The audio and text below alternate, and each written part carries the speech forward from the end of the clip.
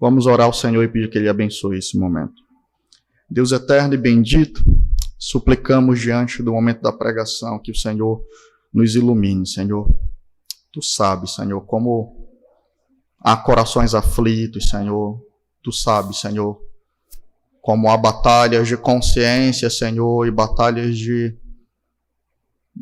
perturbação da alma, mas nós suplicamos a Ti que nesse momento o Senhor nos ajude a nos dedicar a aprender da Tua palavra e a colocar aos Teus pés, Senhor, nossos problemas, aflições, nossas lutas, confiando de que Tu nos dá sabedoria e força, Senhor, para aprender a Tua palavra.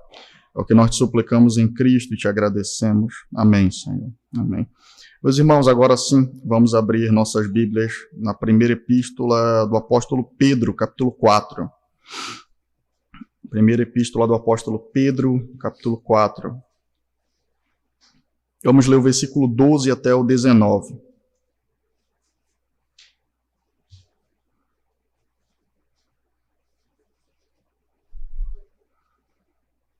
Amém. Está colado em Hebreus, né? Então, foi fácil, rápido de achar. Vamos ler. Amados, não estranhem o fogo que surge no meio de vocês, destinados a pô-los à prova, como se alguma coisa extraordinária estivesse acontecendo. Pelo contrário, alegrem-se na medida em que são coparticipantes dos sofrimentos de Cristo, para que também, na revelação da sua glória, vocês se alegrem exultando. Se são insultados por causa do nome de Cristo, vocês são bem-aventurados, porque o Espírito da glória, que é o Espírito de Deus, repousa sobre vocês.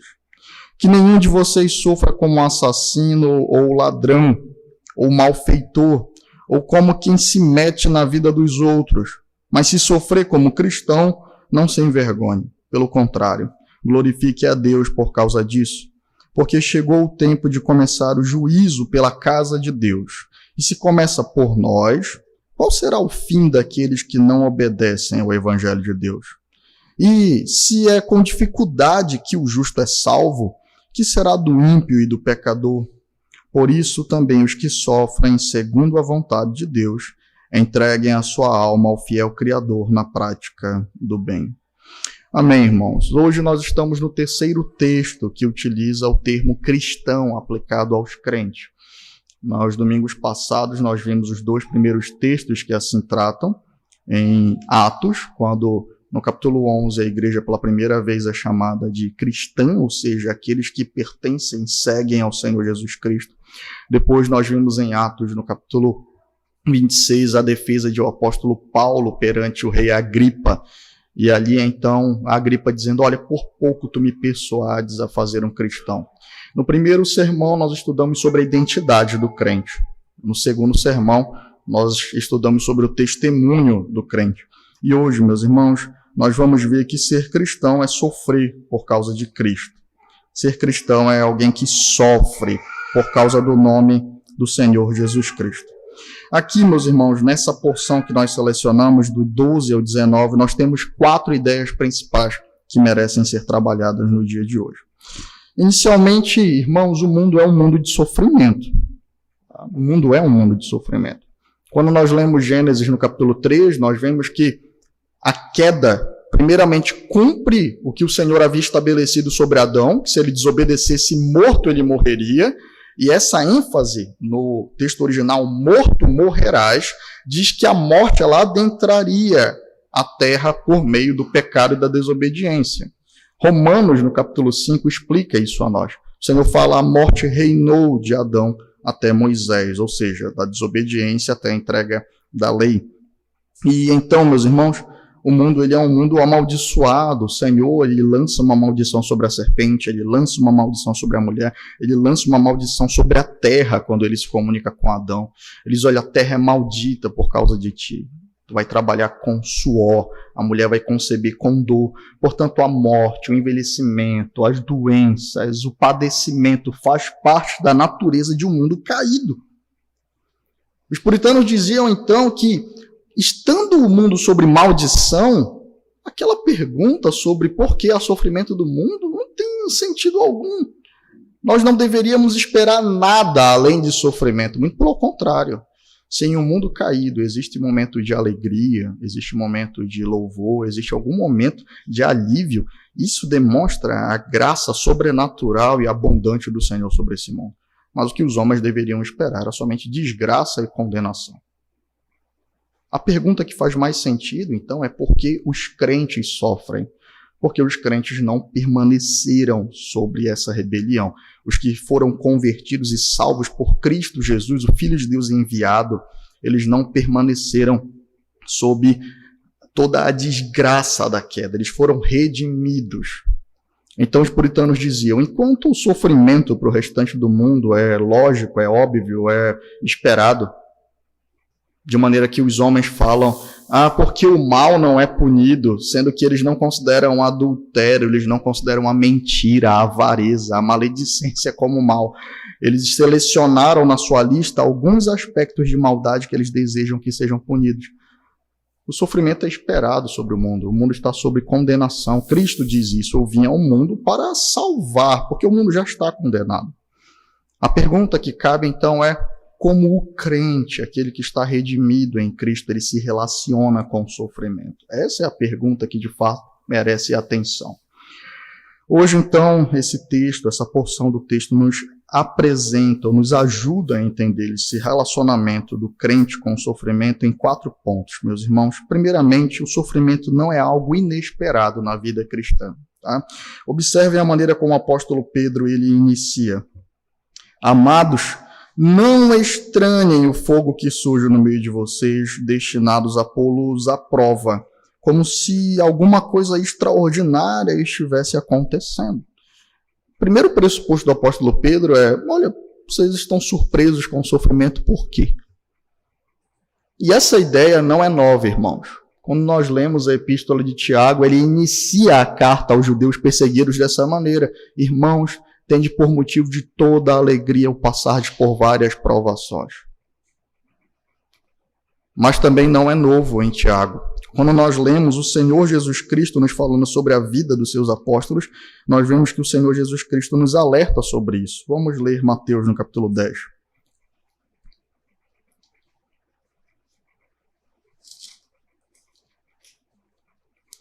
Mateus 10, versículo 22.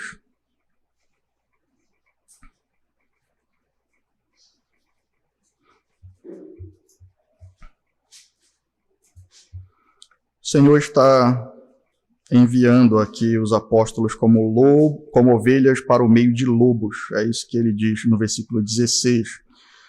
E então ele fala sobre as consequências disso. 10, 22. Todos odiarão vocês por causa do meu nome. Aquele, porém, que ficar firme até o fim, esse será salvo. Quando, porém, perseguirem vocês numa cidade, fujam para outra. Porque em verdade lhes digo que não terão percorrido as cidades de Israel até que venha o Filho do Homem. O discípulo não está acima do seu mestre, nem o servo está acima do seu Senhor. Lucas 9. O Senhor Jesus Cristo nos convida ao sofrimento pelo seu nome.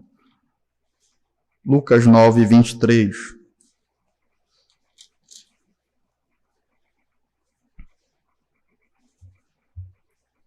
Vamos ler do 21, irmãos. Lucas 9, 21. Jesus, porém, advertindo-os, mandou a ninguém declarassem tal coisa, dizendo, é necessário que o Filho do Homem sofra muitas coisas, seja rejeitado pelos anciãos, pelos principais sacerdotes e pelos escribas, seja morto e no terceiro dia ressuscite. E Jesus dizia a todos, se alguém quiser vir após mim, negue-se a si mesmo, dia a dia tome a sua cruz e siga-me. Pois quem quiser salvar a sua vida a perderá, e quem a perder por minha causa, esse salvará. De que adianta uma pessoa ganhar o mundo inteiro se vier a perder-se ou causar dano a si mesma? Pois quem se envergonha de mim, das minhas palavras, dele se envergonhará o Filho do Homem, quando vier na sua glória e na glória do Pai e dos santos anjos. Em verdade lhes digo que alguns dos que aqui se encontram não passarão pela morte até que vejam o reino de Deus. E Jesus, meus irmãos, ele explica o porquê disso. Vamos a João, capítulo 15.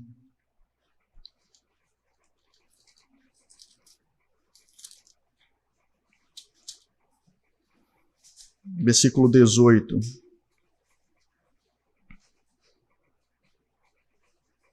Evangelho de João, capítulo 15, 18.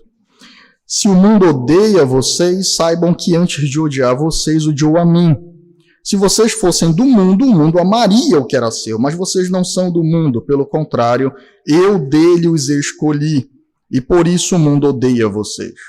Lembrem-se da palavra que eu disse a vocês: o servo não é maior do que seu senhor. Se perseguiram a mim, também perseguirão vocês. Se guardaram a minha palavra, também guardarão a de vocês.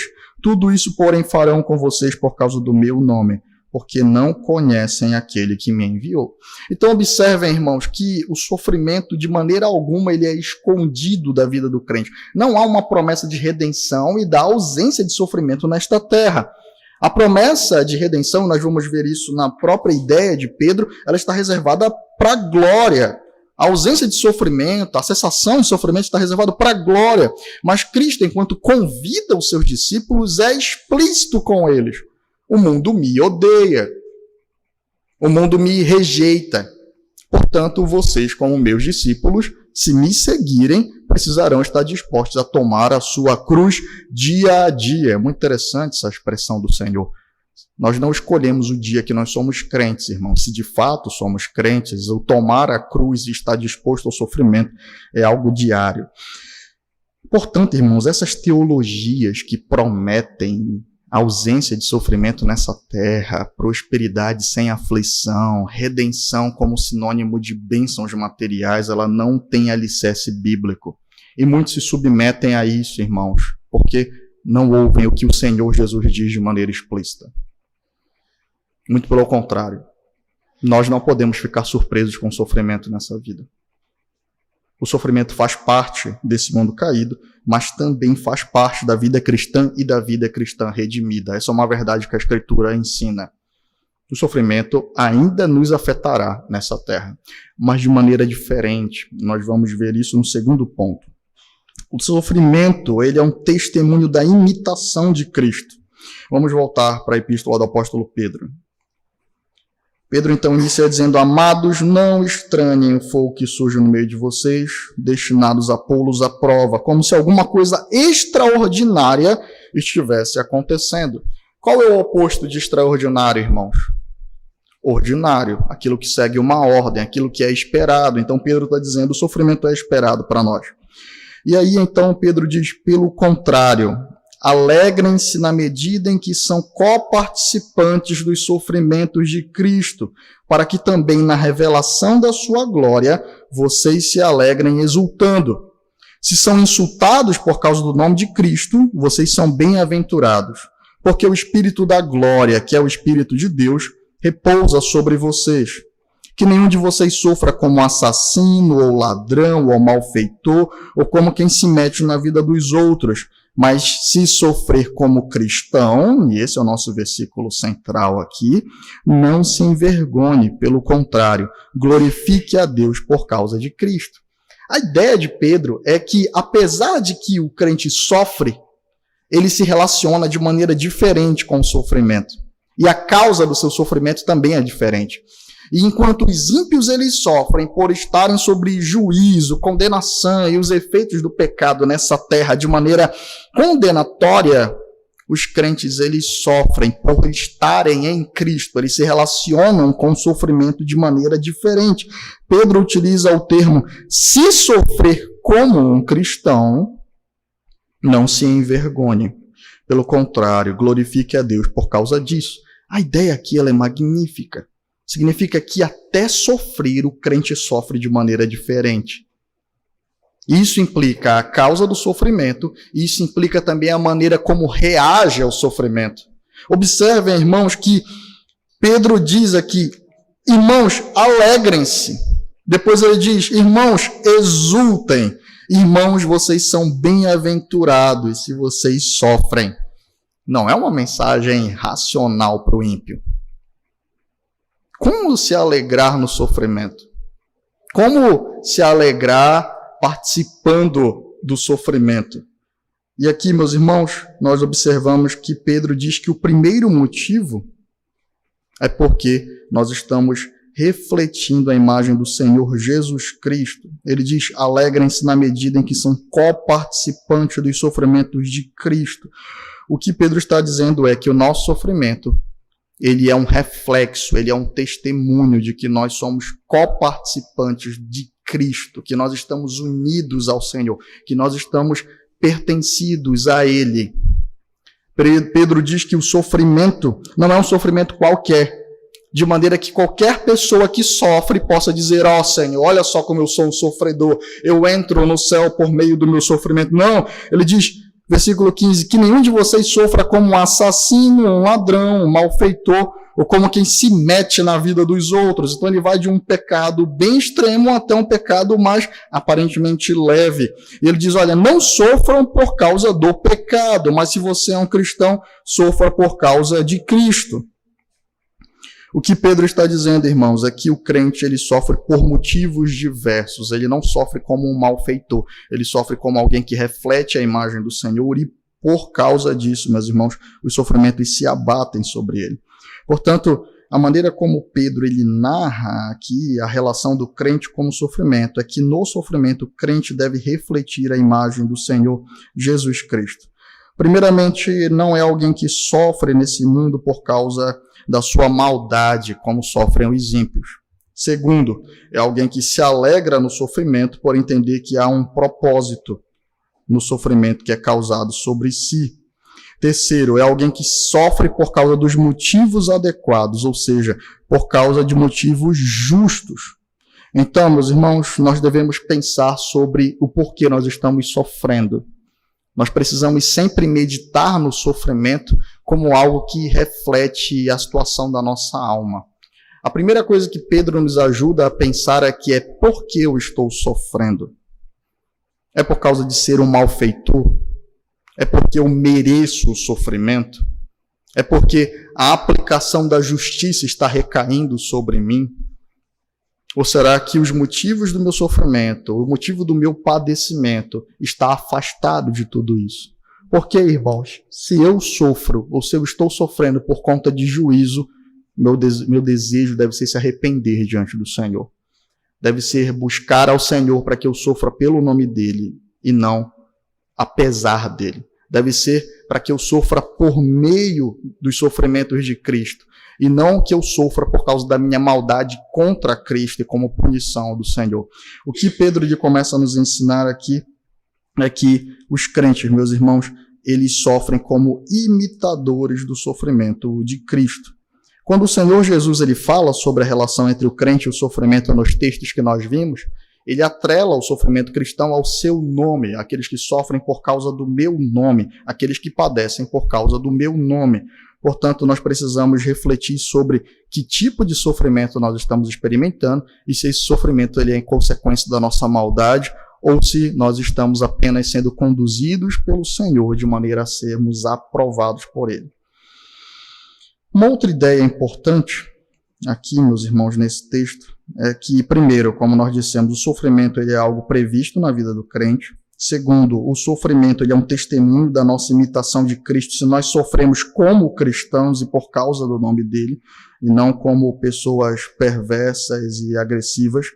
Mas a terceira ideia que nós temos aqui é que o sofrimento dos crentes servirá de testemunho para a condenação do mundo.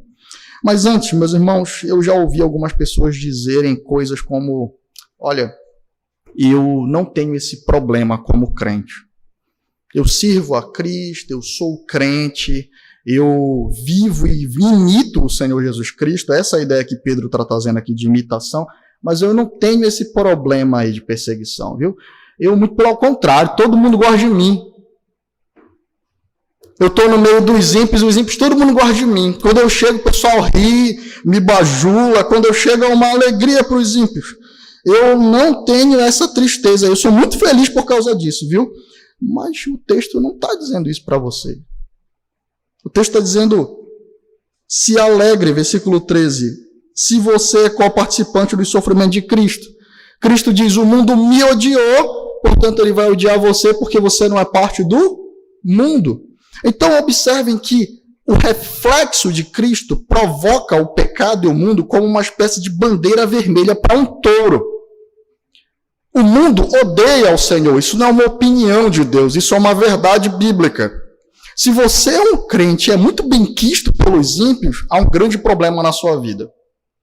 Muito provavelmente é o problema de ser uma espécie de anestésico para a consciência do pecador. Você em nada reflete a imagem de Cristo. Quando os pecadores vinham até Cristo, ele era sincero com eles sobre o seu pecado. Quando os pecadores se aproximavam do Senhor, ele dizia que ele veio para curar os corações que estavam em desgraça. E por isso, várias vezes ao longo da narrativa do Evangelho, vocês vão ver os homens tentando matar o Senhor Jesus Cristo. E só não o fizeram porque ainda não havia chegado a hora. O texto deixa isso claro a nós.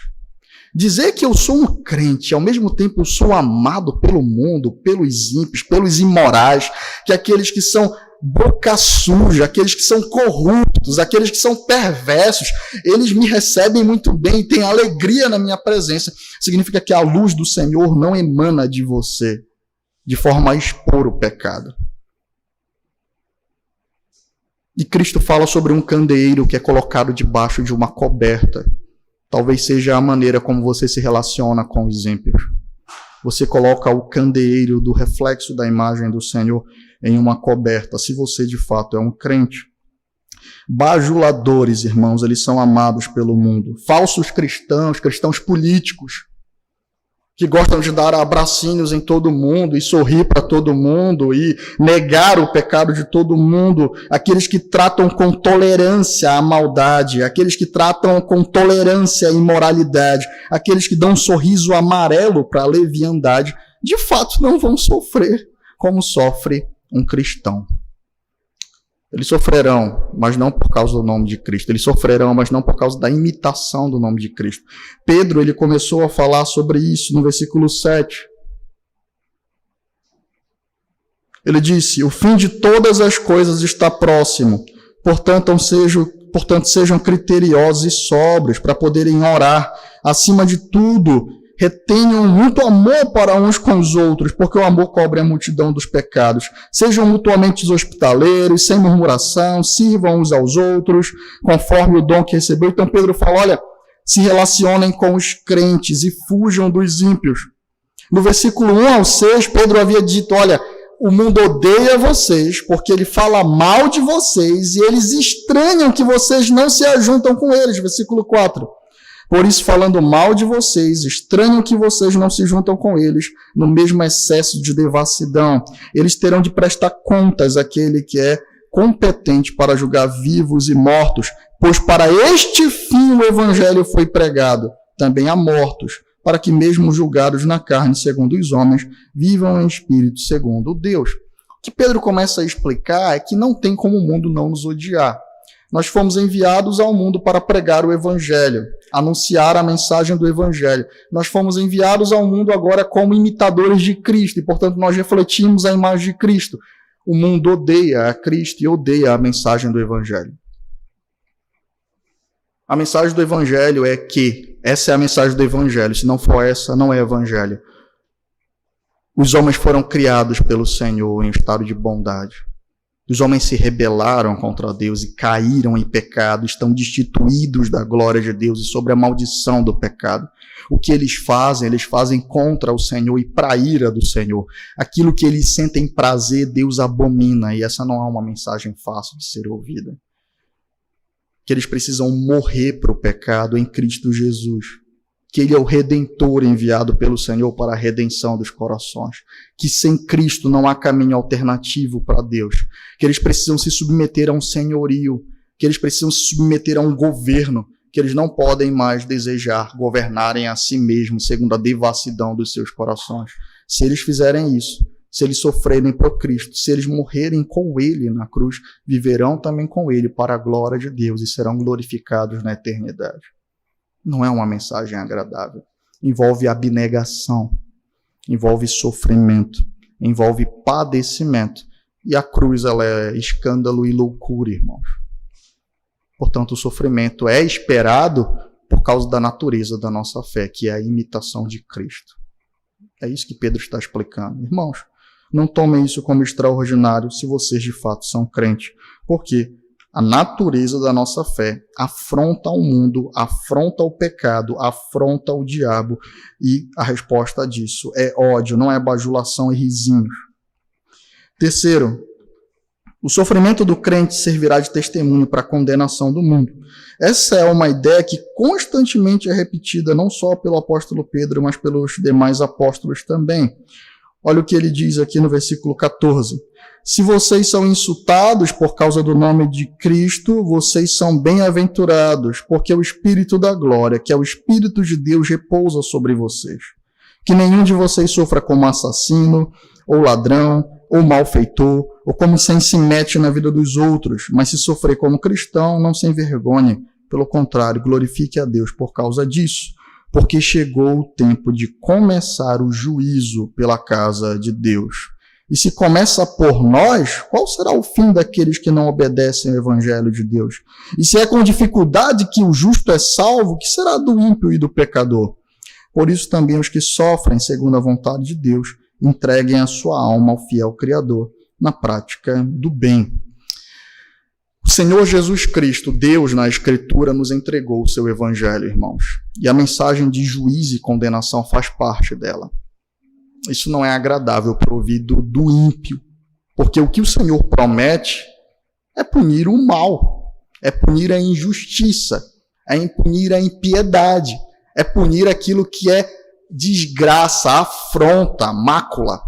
É muito interessante a maneira como Paulo ele inicia o livro de Romanos, que ele fala assim, irmãos, a ira de Deus se manifesta do céu contra toda a impiedade e injustiça dos homens, que detêm a verdade e a injustiça. O que ele está dizendo é o seguinte, olha, vocês não deveriam se surpreender que Deus seja bom e justo. O que ele vai punir, o que ele vai condenar, o que ele vai lançar no lago de fogo e enxofre é a impiedade e a injustiça. Dito isso de maneira genérica, parece que toda a humanidade vem a aplaudir. O problema está quando isso aí é listado. Quando o Senhor chama o seu pecado de algo ruim. Os homens eles desejam fazer uma lista e dizer, olha, se Deus é justo e se Deus é bom, esse tipo de sofrimento e esse tipo de maldade deveria ser condenado, o resto deveria ser permitida para o bem da humanidade. E Pedro diz que não. Ele dá uma série de conselhos aos cristãos, no versículo 7 até o versículo 11, de como eles deveriam se relacionar uns com os outros, e depois fala sobre diversos pecados que traziam sofrimentos adequados à vida, punição, juízo. E depois ele diz, fujam disso, porque o tempo chegou e o juízo começará pela casa de Deus. Se começa por nós, qual será o fim deles, que não obedecem ao Evangelho de Deus? O que Pedro explica é que o sofrimento do ímpio ele será um sofrimento diferente do crente, e que o sofrimento do crente testemunha contra o mundo. Testemunha que eles sofrem por causa do ódio do mundo. Testemunha que eles sofrem por causa da perversidade do mundo. Testemunha que eles sofrem por obediência ao Evangelho. Consequentemente, o outro tipo de sofrimento será um sofrimento pela desobediência do Evangelho. Quando Paulo ele escreve aos Tessalonicenses, irmãos, ele fala sobre isso também, falando que o Senhor se manifestará dos céus para trazer condenação sobre aqueles que perturbavam e perseguiam os Tessalonicenses. Abra em 2 Tessalonicenses 1.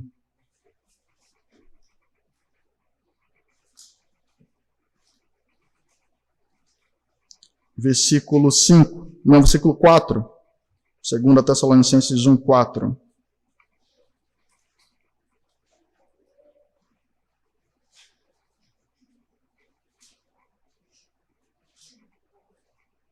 É por isso que nós mesmos nos orgulhamos de vocês nas igrejas de Deus, por causa da perseverança e da fé que vocês demonstram em todas as perseguições e tribulações que estão suportando. Isso é sinal evidente do justo juízo de Deus, para que vocês sejam considerados dignos do reino de Deus, pelo qual vocês também estão sofrendo.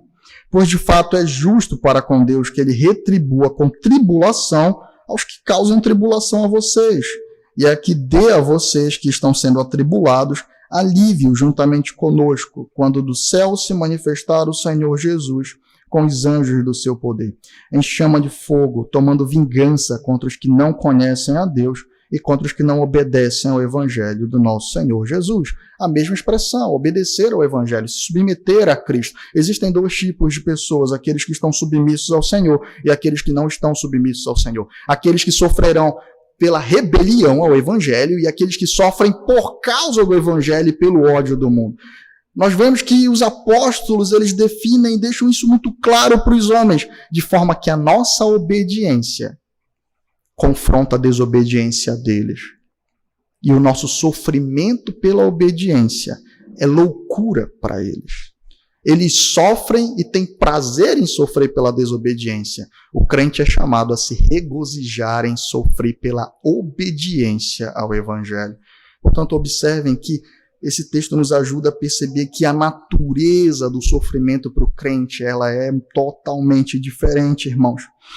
Os puritanos, eles utilizavam muito o texto de Filipenses 1:29. Paulo diz aos filipenses: irmãos, foi dada a graça e o privilégio a vocês de não somente viver por Cristo, mas padecer também por Ele.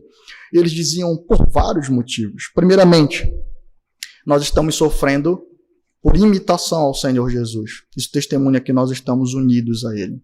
Segundo, o Senhor promete que o sofrimento, ele é, vamos voltar lá à epístola de Pedro, fogo. Versículo 12. Amados, não estranhem o fogo que surge no meio de vocês, destinados a pô-los à prova. Essa expressão parece ser estranha para algumas pessoas como juízo, mas não. O Senhor fala que sofrimento é fogo, irmãos. Você já meteu a mão no fogo? Queima. Queima. Então não tem como você esperar que alguém não sinta dor no sofrimento. Ele vai sentir dor. Mas a natureza é diferente. Sempre que o Senhor utiliza a expressão fogo para lidar com o sofrimento e o cristão, ele também utiliza essa expressão aqui, destinados a pô-los à prova. E aqui ele está utilizando uma ilustração de um ourives. Quando alguém trabalha com ouro, e esse ouro ele está cheio de impureza, como é que ele purifica esse ouro? Ele imerge ele no fogo. E é interessante que se você for estudar sobre isso, existem várias intensidades desse fogo. E quanto mais o ouro ele vai sendo intensificado e raspado e colocado no fogo e retirado do fogo, e ele brilha e ele é colocado de novo enquanto há impurezas, nós vemos que o trabalho do ourives é para destruir o ouro? Não. O trabalho do ourives é para torná-lo mais precioso, reluzente. É exatamente essa expressão que Pedro está dizendo aqui. Tiago também diz isso. Ele diz: olha, irmãos, quando passarem por várias provações, se alegrem, porque a provação da vossa fé, uma vez confirmada, ela produz perseverança. Ora, a perseverança deve ter ação completa para que sejais íntegros e inconstantes. A palavra íntegro na epístola de Tiago quer dizer alguém sem rupturas, sem falhas, sem mácula, sem mancha. Então, irmãos, quando nós olhamos para a exposição de Pedro, ele está dizendo: irmãos, se alegrem, não estranhem esse fogo, porque o desejo do Senhor é pôr a fé de vocês à prova, é aperfeiçoar, é mostrar que ela é genuína. De forma que quando vocês passam pelo sofrimento, a fé de vocês brilha, e ela brilha para testemunho contra o ímpio. Ela brilha para testemunho de Cristo em vós. Portanto, isso é motivo de alegria. Quando nós começamos a entender que o sofrimento nos leva a imitar a Cristo, que o sofrimento testemunha da nossa união com Cristo, que o sofrimento ele aperfeiçoa a nossa fé, ele faz a nossa fé brilhar, ela está sendo instrumento do Senhor para a nossa perfeição, irmãos. Parece que a palavra alegria começa a fazer mais sentido. Nós não estamos abandonados no sofrimento. Nós estamos sendo conduzidos por meio dele, intencionalmente por Deus. E quando nós entendemos isso na vida dos crentes, meus irmãos, nós que conseguimos esperar o momento que Deus nos emerge na fornalha e nos retira da fornalha. E saiba que se você está experimentando de um momento de bonança, o Senhor vai emergir você em algum momento na fornalha. Porque isso é algo ordinário, não é extraordinário. Isso é um instrumento do Senhor para o aperfeiçoamento do cristão. Então os puritanos diziam, é visível a recomendação de alegria, porque todos os frutos do sofrimento, toda a intenção do sofrimento e todo o testemunho do sofrimento redundam para a glória de Deus. No versículo 14, ele diz, olha, se vocês são insultados por causa do nome de Cristo, vocês são bem-aventurados, porque o Espírito da glória, que é o Espírito de Deus, repousa sobre vocês. E essa aqui é a quarta ideia que Pedro traz nesse texto. Ele diz, o sofrimento do crente cessará, não é um sofrimento eterno, é diferente do sofrimento dos ímpios. O sofrimento do crente terá um fim, e assim como ele imitou a Cristo nos seus sofrimentos, ele também seguirá o seu mestre na glória. Versículo 14, se são insultados por causa do nome de Cristo, vocês serão bem-aventurados, porque o Espírito da glória, que é o Espírito de Deus, repousa sobre vocês. O que Pedro está ensinando é, olha, toda a relação do crente nessa terra, toda a relação do crente com o sofrimento vai ter um fim. Vocês não vão sofrer para sempre. A natureza do sofrimento, a maneira como vocês se relacionam com o sofrimento é diferente. Muito pelo contrário, o Senhor, aquele Espírito que repousa sobre você, é o Espírito da glória. Portanto, se você imita a Cristo na sua humilhação e no seu sofrimento, você também seguirá com Cristo para a glória. Essa é a promessa que nós temos.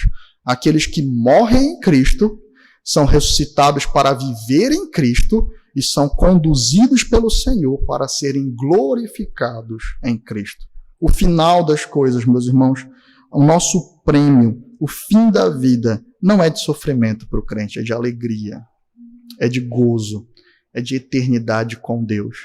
E isso também é mais um motivo para que o crente se alegre, sabendo que todos sofrem, mas que o sofrimento dele terá fim. Irmãos, eu estou tendo grande dificuldade em continuar a exposição. Então eu peço, por favor, ajuda em relação a isso, tá? Tem uma criança indo sozinha lá para trás, sem acompanhamento. Irmão Leandro, se você puder ajudar aí, eu lhe agradeço. Tá? Obrigado. O que o texto nos deixa claro é que o final da vida do crente é um final de glória e uma eternidade de glória. Significa então que todos vão sofrer nessa terra, não se esqueça o início do sermão. Todos. Mas o crente sofre com Cristo, por causa de Cristo e sobre a condução do Senhor Jesus Cristo para a glória. O sofrimento do crente é um sofrimento que emerge do Evangelho. É um sofrimento que tem o propósito de aperfeiçoá-lo. É um sofrimento que tem como propósito refletir a Cristo em si, porque Cristo é o servo sofredor. E que o final de todas as coisas é que assim como o servo sofredor foi glorificado pela obediência, e é isso que Filipenses diz para nós no capítulo 2, que ele foi humilhado e serviu até a obediência de morte de cruz, e então foi colocado com o nome que está acima de todo o nome, assim o crente seguirá a trilha do seu mestre. Ser cristão é imitar a Cristo no seu sofrimento, para também imitar o Senhor Jesus Cristo na glória. Portanto, observem como a natureza do sofrimento continua sendo distinguida. Ela terá fim para o crente. Mas os sofrimentos dessa terra, irmãos, são apenas o princípio de dores para aqueles que estão fora do Senhor Jesus Cristo. Quando entrar a eternidade, aí sim, irmãos, o sofrimento deles iniciará e ele não terá fim. E não é um sofrimento por causa de obediência, é um sofrimento por causa da rebeldia e da aversão a Deus. É o sofrimento de um rei punidor, de um juiz que traz condenação, e não um sofrimento por algo bom. Não há motivo de alegria, mas de ódio. E o que o texto bíblico diz é que essa relação de dor e ódio ela aumentará ao longo da eternidade. A ideia de purgatório, a ideia de arrependimento no inferno, são ideias antibíblicas, não é extra-bíblica, não é alguém que está confuso, não. Nós não devemos falar sobre coisas santas e eternas de maneira leviana. Se você não compreende a natureza de algo, se você não compreende a natureza de um assunto bíblico, busque instrução nos seus pastores, busque instrução na Escritura, para que você então possa falar de maneira séria sobre isso. Essa ideia de arrependimento, de alguém no inferno sendo punido, e então Puxa, por que eu não servi o Senhor Jesus Cristo? Não existe na Escritura. Só há arrependimento, meus irmãos, só há arrependimento em um coração convertido. Aqueles corações, eles são corações duros e odiosos ao Senhor. E toda vez que o Senhor atenta contra eles, eles odeiam ainda mais a Deus. Então o fluxo da eternidade infernal é à medida que eu sou condenado e julgado, eu odeio ainda mais o Senhor. Eu odeio ainda mais a lei, eu odeio ainda mais a pureza, eu odeio ainda mais esse Deus que não permitiu que eu vivesse em conformidade com o meu ódio e o meu pecado diante dele. É exatamente esse o ciclo de eternidade para aqueles que estão sem o Senhor. Por fim, meus irmãos, nós temos algumas aplicações importantes para meditar aqui. Primeiramente, uma pergunta que todo cristão já deve ter se feito em algum momento da sua vida. Você está disposto a sofrer por Cristo? Essa é uma pergunta que tem e não tem sentido. A primeira pergunta é: você ainda não está sofrendo? Você ainda não está sofrendo por Cristo? Você nunca foi perseguido, nunca padeceu, nunca foi colocado em um momento de prova e voltou mais forte com a sua fé de lá? Você nunca experimentou essa fornalha aperfeiçoando você? Você nunca experimentou da sua piedade aumentando por meio do sofrimento? O mundo ama você? Você nunca sofreu perseguição, repulsa, cara feia, maledicência por causa do nome do Evangelho? Se você tem uma fé cristã e até agora você está se perguntando: será que eu estou disposto a sofrer por Cristo? Às vezes indica que você não tem sofrido nada por Ele. Isso é um mau indício. Porque o que Pedro diz aqui é que o sofrimento por causa do nome de Cristo, ele é ordinário. Entenda, ele se manifesta de diversas formas. Nem sempre vai ser uma perseguição de morte e de martírio, mas a repulsa do mundo, a antipatia pela sua pessoa, pela mensagem do Evangelho na sua boca, pela mensagem do Evangelho na sua vida, é algo natural. A segunda questão é que se você faz essa pergunta pensando em sofrimentos mais extremos, ela faz sentido. Será que eu estou disposto a morrer pelo Senhor Jesus Cristo? Será que eu estou disposto, como foram os cristãos sob perseguição, e são hoje os cristãos sob perseguição, açoitados, torturados? Será que eu estou disposto a padecer isso pelo Senhor? A resposta para essa pergunta se encontra na sua vida. Você está disposto a viver por Cristo? Você vive por Cristo? Se você vive por Ele, a promessa que nós temos é que Deus dará graça para você sofrer por Ele também.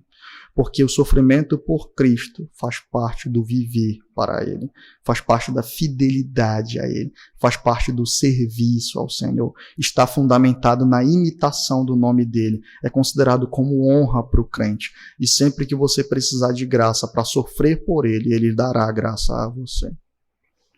Paulo trabalha isso na Epístola aos Colossenses. Nós vamos ver quando chegarmos lá no versículo 10 e 11. Ele diz: olha, o Senhor dá graça e fortalece os seus filhos. Quem fortalece o coração do crente para suportar as aflições é o Senhor. Não é algo feito na força do próprio braço, mas é algo que é buscado por meio de um viver santo. Por fim, essa resposta, se eu estou disposto a sofrer por Cristo, também pode ser encontrada no desejo do seu coração. O que você almeja? O que você almeja na vida? Qual é o seu maior objetivo na vida? Ser alguém bem-sucedido? Ser rico? Ser famoso? Muitos já passaram por essa terra. Davi frequentemente medita nisso. Ele fala: olha, ontem eu vi um forte ímpio, poderoso, e hoje ele já não é mais. Muitos outros já cumpriram esse objetivo, e a vida deles acabou exatamente aí. E agora iniciou-se uma eternidade de tormento. Se o seu objetivo na vida é ser famoso, rico, poderoso, se são essas coisas mundanas que preenchem o seu coração, isso afeta a maneira como você vive, porque você não está buscando a glória de Deus.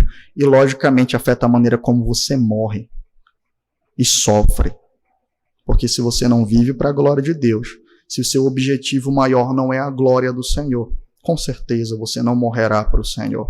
Via de regra, os homens morrem como eles vivem. E você fala: mas e o ladrão da cruz? Quantos exemplos tem desse na Escritura? J.C. Ryle fala uma coisa interessante. Haviam 2 ladrões na cruz. Um foi salvo para mostrar que a graça do Senhor é soberana em atuar em qualquer momento da vida do homem.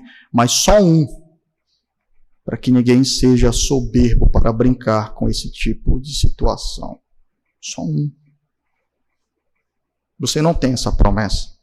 Você não tem essa ordem.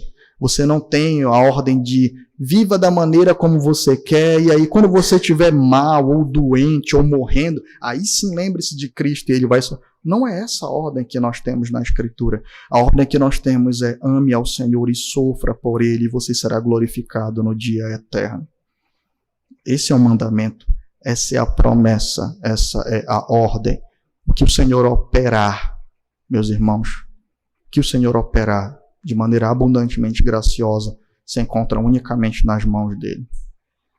Mas uma coisa é certa, ele não operará contra a palavra dele, que ele não é homem e nem filho do homem, para que minta ou se arrependa. Portanto, a maneira como você vive e aquilo que você busca na vida, responde se você está de fato disposto a sofrer e a viver para o Senhor Jesus Cristo. Mas uma coisa é certa por esse texto: ser cristão é sofrer pelo nome do Senhor e pela causa do Evangelho de Cristo. Não desamparado, nunca sem propósito, nunca sem um fim, mas com Cristo, por Cristo e conduzido por Cristo. E essa diferença já se faz presente aqui na terra, porque enquanto no sofrimento os crentes clamam: ó Senhor, sustenta-me, faz o teu propósito, o ímpio não tem amparo, não tem esperança. O ímpio apenas sente dor e sofre, experimentando o princípio do sofrimento que virá na eternidade. Já aqui nessa terra, nós sofremos de maneira diferente, porque vivemos de maneira diferente e morreremos de maneira diferente e teremos uma eternidade diferente pelo nome do Senhor Jesus Cristo. Ser cristão, irmãos, é sofrer com o servo sofredor e ser glorificado com o Rei de toda a glória. Vamos ao Senhor em oração. Deus eterno e bendito, Deus santo, graças nós te damos, Senhor Deus, por esse momento de reflexão. Suplicamos, Senhor, que haja dedicação e reverência diante da Tua palavra, Senhor, para que honremos a Tua presença nessa casa, para que nos alimentemos daquilo que fortalece o nosso coração, Senhor Deus, e para demonstrar que valorizamos aquilo que de fato importa, Senhor. Que nesta manhã, aquilo que Tu nos diz sobre o sofrimento e o fim dele, Senhor, tanto em termos de propósito, quanto no momento que ele cessará, possa trazer alegria a nós. Tu sabes, Senhor Deus, de todos os sofrimentos que há aqui, dos sofrimentos físicos, dos sofrimentos, Senhor Deus, emocionais, dos sofrimentos por perseguição. Ó Senhor, que nessa manhã Tu fortaleça o coração do Teu povo com a promessa de que todos esses sofrimentos, nós não estamos abandonados a eles, Senhor. Serão instrumentos Teus para aperfeiçoar a nossa fé, nos tornar mais semelhantes a Cristo, e que eles terão fim, Senhor, para louvor da Tua glória. Que o Senhor fortaleça os crentes nesse momento, Senhor.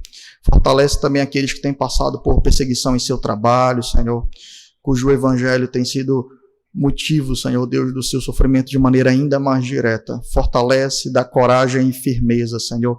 E mesmo que eles tenham que perder, Senhor Deus, bens e poder, Senhor, que eles permaneçam fiéis a Ti. Porque a glória não está nessa terra, está no mundo por vir, Senhor. Te pedimos também por aqueles que têm sofrido sem Ti nesse momento, Senhor. Desperta a consciência deles. Mostra, Senhor, que eles estão abandonados à condenação e ao juízo se não buscarem o Teu Filho, Senhor. Que eles sofrem como rebeldes na terra e sofrerão como rebeldes na eternidade, Senhor. Ó Senhor, faz com que as almas pesem nesse momento, Senhor Deus, estar afastado, banido por causa do pecado da doce e consoladora presença de Cristo que está com o seu povo, Senhor. Que haja arrependimento, que haja clamor pelo nome do Senhor, que haja, Senhor Deus, grito, Senhor Deus, de súplica por aquele que morreu na cruz, Senhor, para remover os nossos pecados e também levar sobre si nossas dores e nossas aflições, Senhor. É o que nós pedimos a Ti em Cristo, te agradecemos. Amém.